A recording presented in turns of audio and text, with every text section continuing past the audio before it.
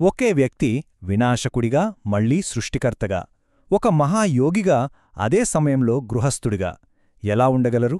అలాంటి ఒకే ఒక దైవం పరమశివుడు. ఈరోజు మనం పురాణాల్లోనే అత్యంత ఆసక్తికరమైన ఎన్నో వైరుధ్యాలున్న శివుడి గురించి తెలుసుకోబోతున్నాం. ఆయన కథ మొత్తం ఒక అంతుచిక్కని రహస్యం. శివుడి కథ మొదలయ్యేదే ఒక పెద్ద వైరుధ్యంతో. ఆయన్ని దేవతలే కాదు, రాక్షసులు కూడా పూజిస్తారు. ఎందుకంటే ఆయనలో నాశనం చేసే శక్తి ఉంది, అదే సమయంలో సృష్టించే శక్తి కూడా ఉంది. ఈ రెండూ ఆయనలోనే ఉంటాయి. అసలు శివుడిని అర్థం చేసుకోవడం అంత సులభం కాదు. ఆయన ఎలా ఆవిర్భవించాడు అనేదాని గురించే ఎన్నో కథలున్నాయి.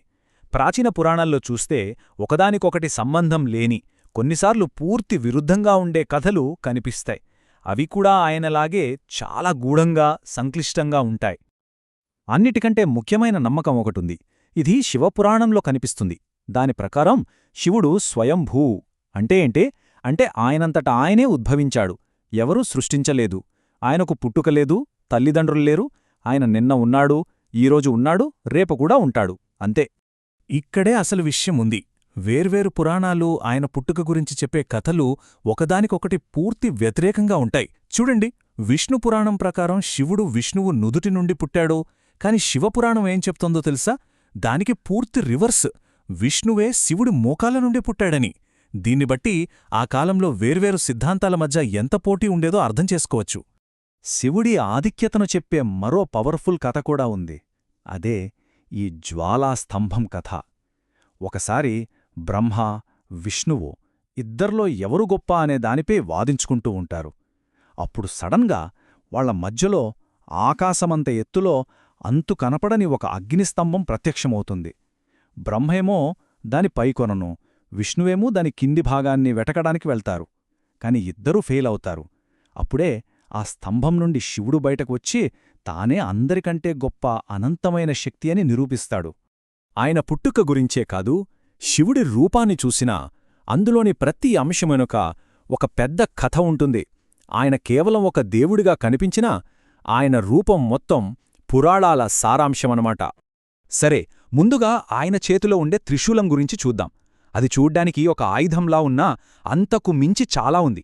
దాన్ని సూర్యుడి శక్తితో విశ్వకర్మ తయారుచేశాడు. అందుకే అది మామూలు ఆయుధం కాదు, ఒక కాస్మిక్ వెపెన్. దానికున్న మూడు మొనలు సృష్టి, స్థితి, లయం, అంటే క్రియేషన్, ప్రిజర్వేషన్, డిస్ట్రక్షన్. ఈ మూడింటికీ సంకేతం. ఆ మూడింటినీ శివుడు కంట్రోల్ చేస్తాడు. ఇక ఆయన మెడలో ఉండే పాము, దాని పేరు వాసుకి. అది శివుడికి గొప్ప భక్తుడు. సముద్ర మథనం జరిగినప్పుడు వాసుకినే కవ్వానికి తాడులా ఉపయోగించారు. ఆ భక్తికి మెచ్చి శివుడు వాసుకికి అమరత్వాన్నిచ్చి తన మెడలో ఆభరణంగా ధరించాడు. అంటే అది భక్తికి, శక్తికి కూడా ఒక సింబల్ అన్నమాట. మరి ఆయన తలమీద ఉండే చంద్రవంక సంగతేంటి? అది కేవలం అందం కోసం కాదు, దాని వెనక ఓ కథ ఉంది. చంద్రుడికి ఒక శాపం వల్ల తన శక్తిని కోల్పోతూ ఉంటాడు. అప్పుడు శివుడిని వేడుకుంటే ఆయనే కాపాడతాడు. దానికి గుర్తుగానే శివుడు చంద్రుడిని తన తలమీద పెట్టుకున్నాడు. ఆ చంద్రవంక రక్షణకు, ఆయన కరుణకు గుర్తు.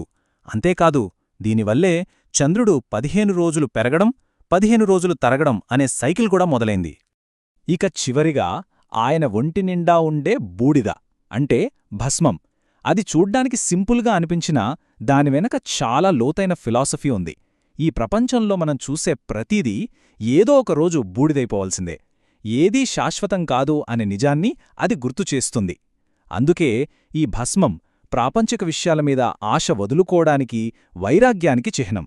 అయితే శివుడి కథ కేవలం పాత పురాణాలకే పరిమితం కాదు. ఈ రోజుకి అది కొనసాగుతూనే ఉంది. ఎక్కడో తెలుసా? ఆయన నివాసంగా చెప్పబడే కైలాస పర్వతం దగ్గర.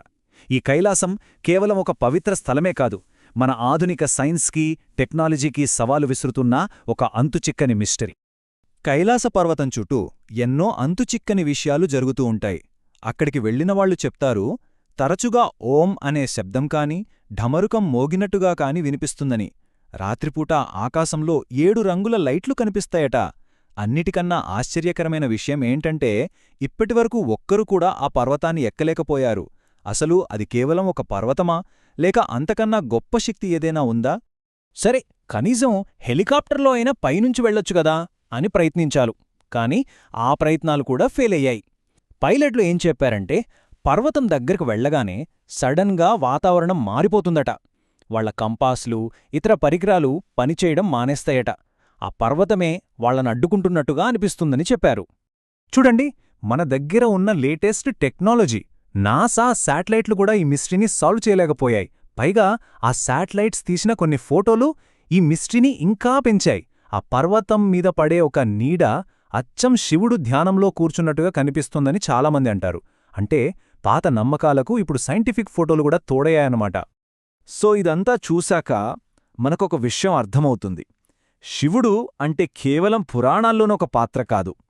ఆయన ఒక ఎనిగ్మా, అంటే ఒక చిక్కుముడి. ప్రాచీన నమ్మకాలు, ఈనాటికి అంతుచిక్కని రహస్యాలు రెండూ కలిసే చోటు శివుడు. శివుడి పుట్టుక గురించిన కథలు, ఆయన రూపంలోని చిహ్నాలు, ఇంకా కైలాస పర్వతం దగ్గర జరిగే ఆ వింతలు, ఇవన్నీ మన మనసులో ఒకే ఒక్క ప్రశ్నను మిగులుస్తాయి. ఇవన్నీ కేవలం పాత కథలు మాత్రమా? లేక మన ఊహకు, మన సైన్సుకు అందని శక్తులు కూడా ఉన్నాయని గుర్తుచేసే సంకేతాలా? ఈ ప్రశ్నకు సమాధానం దొరకడం కష్టమేమో. ఇది మన నమ్మకానికి, మనకు తెలియని నిజాలకి మధ్య ఎప్పటికీ ఉండే ఒక సవాలు.